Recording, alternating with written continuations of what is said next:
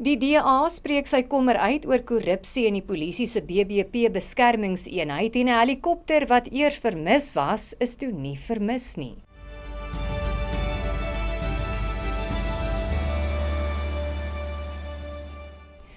Goeiemiddag, dis tyd vir Pretoria FM se visuele nuusbulletin in Afrikaans. Ek is Esmarie Eysel. Die DA sê dat die jongste korrupsiesake waarby senior polisiebeamptes betrokke is, op die sistemiese mislukking van die Suid-Afrikaanse polisiediens dui. Die party verwys na die geskorste polisiebeampte, Johannes Janse van Rensburg, wat daarvan beskuldig word dat hy die polisiediens uit miljoene rand bedrieg het, wat vir die presidensiële beskermingsdiens geoormerk was, sowel as 'n sersant wat onlangs voor die Madlanga-kommissie getuig het. Die DA se woordvoerder oor die polisie, Lisa Schikkerling, waarsku dat korrupsie binne die BBP beskermingsdiens 'n ernstige nasionale veiligheidsbedreiging inhou. Korrupsie binne die BBP beskermingsdiens is nie net 'n interne probleem nie. Dit is 'n ernstige nasionale veiligheidsbedreiging. Wanneer beamptes wat verantwoordelik is vir die beskerming van ons land se hoogste leiers betrokke raak by korrupte praktyke, word die integriteit van die hele veiligheidsstelsel ondermyn.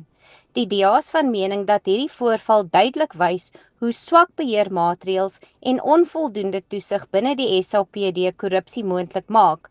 Dit is onaanvaarbaar dat miljoene rand na bewering gesteel kan word sonder dat dit betyds opgemerk word. Ons doen 'n dringende beroep op die owerhede om die ondersoek te bespoedig, alle betrokkenes aanspreeklik te hou en elke sent wat gesteel is terug te vorder. Verder glo ons dat leefstyl-audits nou ingestel moet word, veral in hoë risiko-eenhede, om vroeë waarskuwingstekens van korrupsie te identifiseer. Suid-Afrikaners verdien 'n professionele, eerlike en betroubare polisiediens. Sonder dit bly ons veiligheid in gedrang. Volgens Schikkerling hou die party vol dat die nasionale polisiekommissaris Fanny Masemola op spesiale verlof geplaas moet word. Die kommissaris van die Tshwane Metropolisie, Yolandi Farrow, het haar kommer uitgespreek oor grootskaalse geldverduistering binne die eenheid. Farrow het tydens haar getuienis voor die Madlanga-kommissie onthul dat sy op ernstige misdaad en berekende stelsels afgekom het, wat gebruik word om fondse te stroop. Volgens Farrow gaan dit nie bloot oor administratiewe foute nie, maar oor doelbewuste misdadige bedrywighede, wat moontlik reeds lank voor haar aanstelling begin het. Die kommissie sal voortgaan om te fokus op die beweerde korrupsie en tendermanipulasie by die Tshwane Metro, waarby senior beamptes betrek is. Farrow het gesê dat regstellende stappe reeds gedoen is en dat die skuldiges die nodige gevolge sal dra. 'n Helikopter met 4 mense aan boord, wat polisie ondersoekbeamptes en 'n omgewingsmisdaadondersoeker insluit, het gister in die nasionale Kruger Wildtuin verdwyn, toe hulle onderweg was om 'n dierekarkas te ondersoek. Die helikopter het omstreeks 9 uur vertrek en het nooit teruggekeer nie. Die polisie se woordvoerder, Brigadier Donald Mdluli, sê aanvanklike pogings om die bemanning per radio en selfoon te kontak, het misluk en 'n ander helikopter met nagvisie toerusting en hommeltuie is ontplooi om te help soek. Al 4 mense is uiteindelik veilig gevind en 'n formele verklaring sal na verwagting later uitgereik word. After spending the night in the bushes, they were spotted this morning by the search team using a helicopter from Sunpark as they waved for assistance. Following their rescue, it has been confirmed that they are all safe and in good condition.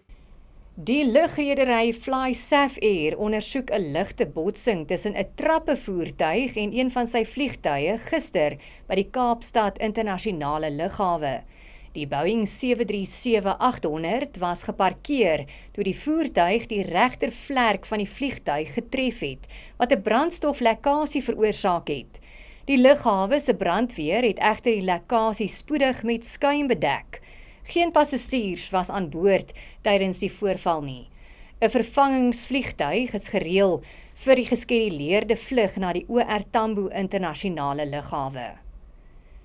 'n Senior Iranese amptenaar het aan die nuusdiens Reuters gesê dat Iran voorwaardes gestel het vir gesprekke oor 'n blywende vredesooreenkoms met die Verenigde State.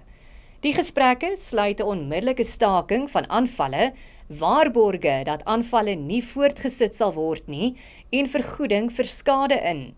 Die amptenaar het gesê dat Iran enige wapenstilstand met die VSA verwerp wat slegs tydelik is.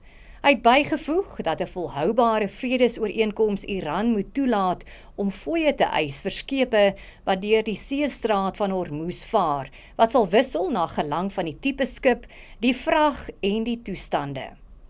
En dit bring ons aan die einde van die nuusbulletin in Afrikaans hier op Pretoria FM, wat geborg is deur Solidariteit. Baie dankie vir die saamkyk. Ons maak môre aand weer so.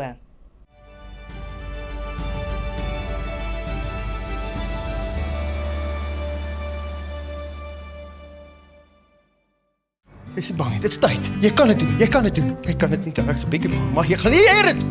Wag nou. Ek het dit. En nou? Great, you like it. Wat maak jy? Ek moet hier wees. Ek moet dit doen. Waarvan praat jy? Hulle sê solidariteit is op almal se lippe. Jy hoef nie 'n tattoo te kry nie. Kom, is maklik, ek wys jou. Hoorie, Jaco. Moenie dit oordink nie. Sluit aan by Solidariteit. Vinnig, gerieflik en pynloos.